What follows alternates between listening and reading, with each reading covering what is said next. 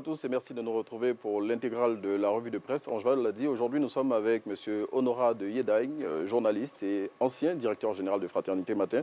Et avec lui, on va décrypter les quelques titres que nous avons retenus aujourd'hui. Bonjour M. de Yedagne, merci d'avoir répondu à notre invitation. Avec vous, on démarre tout de suite avec le dialogue politique dont un autre épisode va se jouer aujourd'hui. D'accord, oui.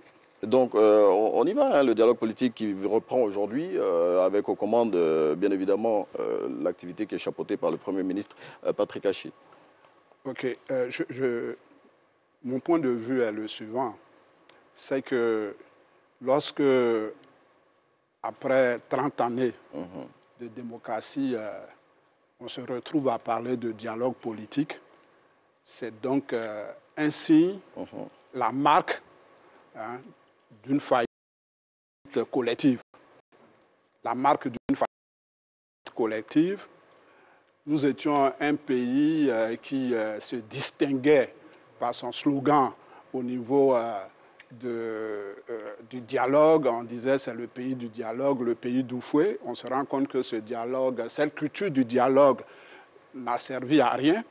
Nous sommes passés par un coup d'État, nous sommes passés par une guerre. Et aujourd'hui, nous sommes dans l'incapacité collective d'aller à la modernité politique. Parce que c'est de ça qu'il s'agit. C'est cette modernité politique, hein, comme vous le dites, comme vous la nommez, la modernité politique qui va être débattue aujourd'hui. Hein. Bon, on espère que les partis politiques et les organisations de la société civile qui y participent vont se mettre ensemble et converger au niveau des points de vue pour que, comme le dit l'Inter, on arrive à quelque chose de consensuel.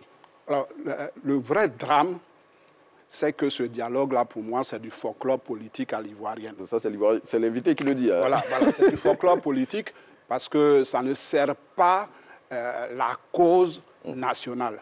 Le vrai problème de la Côte d'Ivoire, c'est nous sommes en retard d'une démocratie, mais nous sommes en retard d'une démocratie, pourquoi? Parce qu'il y a la culture de l'impunité, parce qu'il y a la corruption systémique. Ce sont les deux fléaux qui retardent le grand pas, le grand saut vers la modernité politique. En tout cas, notre invité l'a dit, on espère que certaines questions qui vont permettre justement de régler définitivement ces mots. Et vous verrez que les partis politiques, y compris la société civile, ne mettront pas sur la table ces deux problèmes que je viens d'évoquer. En tout cas, on espère, pas pour qu'on joue les oiseaux de mauvais augure, hein, mais on espère que les partis politiques et les organisations de la société civile mettront sur la table ces sujets-là qui permettront d'aller vers la quiétude au niveau des populations sur le champ politique et sur le champ social aussi. On parle de notre sujet qui est traité par le Nouveau Réveil. Le Nouveau Réveil qui nous dit que ça chauffe au rassemblement des oufouettistes pour la démocratie et la paix. Et justement, puisqu'on parle d'un éventuel remaniement ministériel et aussi d'une restructuration du RHDP. Donc, selon le confrère, c'est le branle-bas de combat au sein des cadres du parti.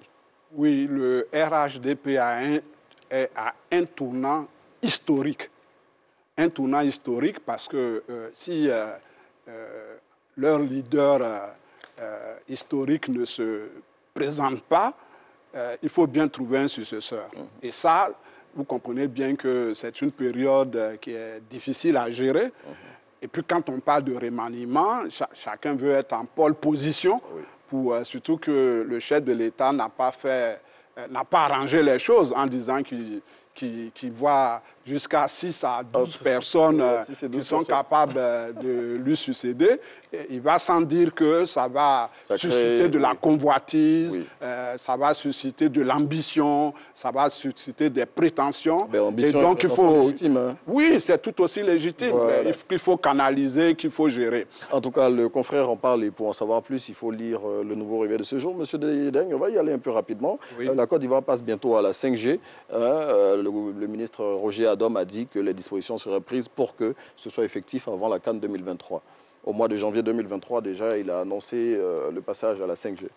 C'est une bonne chose. Vous savez que l'écosystème numérique national doit être aux normes, je dirais, universelles, pour que nous ne soyons pas en retard d'une révolution technologique. Et la 5G aujourd'hui fait partie des normes universelles dans tous les pays occidentaux, on retrouve la 5G et la Côte d'Ivoire doit accéder à la 5G. En tout cas, on espère que les dispositions seront prises pour qu'effectivement, en janvier 2023, on y arrive. Et puis, M. Deyedang, on va au pas de course. Hein. Oui. La lutte contre la vie chère est aujourd'hui plus que, on dirait, importante et plus que de mise, puisque sur les marchés, ben, rien ne va.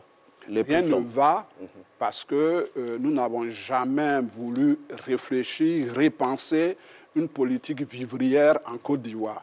La politique vivrière, c'est la chose la plus délaissée, alors qu'un pays, la souveraineté alimentaire, c'est une exigence, je dirais, d'état de droit. Voilà, c'est une exigence des droits de l'homme. Nous devons tout faire pour reconquérir notre souveraineté alimentaire. En tout cas, reconquérir la souveraineté alimentaire. En attendant, Mme Rami Didis Bakone, qui est la responsable du Comité national de lutte contre la vie chère, a demandé aux commerçants de ne pas profiter de la situation. Merci de nous avoir suivis. On va retrouver notre invité jeudi pour l'intégrale de la revue de presse. Merci, Angèle. Merci. Merci beaucoup à Renaud donc, et à son